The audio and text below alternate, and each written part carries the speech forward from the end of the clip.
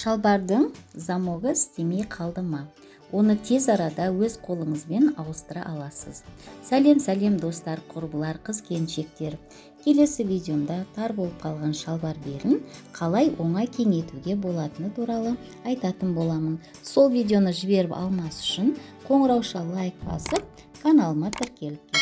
Замок істемей қалған шалбарларыңызға мынандай қылып өзіне түстес келетін замок дайындап аламыз. Ал енді ары қарай бұзылып тұрған замоктарыңызды аккуратно етіп шалбарға зақым келтірмей сөгіп аламыз. Әрине, сөгіп жатқан кезде жалпы женси шалбарларда өздеріңіз білсеңіздер, сыртында тігісте өзінің жаңағы басқа цветпен жүргізіліп отырады. Міне қараңыздар, сары цвет болып тұр.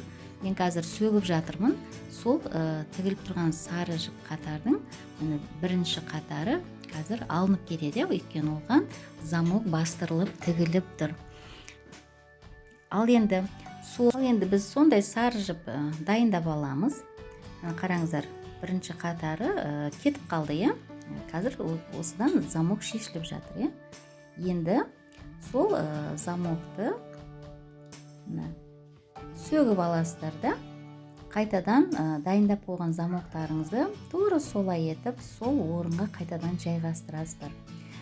Оны жаңағы орналастырған кезде булавкамен қыстырып қойсаңыздар да болады. Міне қараңыздар, мен қазір көрсетіп жатырмын. Міне бір линиясы жоқ уже. Мынандай түстес жіпті аласыздар да, қайтадан тура сол ізбен қайтадан тігіп бастырып шыға саласыздар. Міне қараңыздар, замокты міне қайтадан өзінің орнына орналастырып шығамыз. Булавкамен қыстырып қойсаңыздар да болады, немесе күнге қалай ыңғайлы, немесе кішкене көктеп алсаңыздар да болады. Енді әркімге әр қалай. Және соның бәрін дайындап алғаннан кейін сол бұрынғы сөгілген орнымен қайтадан машинка тігісінде тігіп шығамыз. Сол кезде сіздердің ауыстырған замоктарыңыздың жаңағы несі білінбейді да тіпті, қайтадан сол жаңағы фабрикада тігіліп шыққандай жаңағы көрініп тұр. Құрметті достар, қыз-келіншектер, барлықтарыңызға сәттілік. Шалбарларыңыздың замогы бұзылмасын, бұзылса осылай оп-оңай ауыстырып алыңыздар. Ал енді жаңағы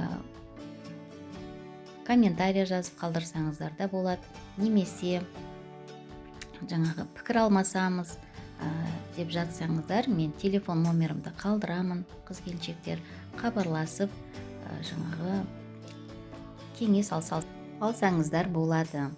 Барлықтарыңызға сәттілік. Келесі видеоларда жолыққанша сау сәлеметте болыңыздар.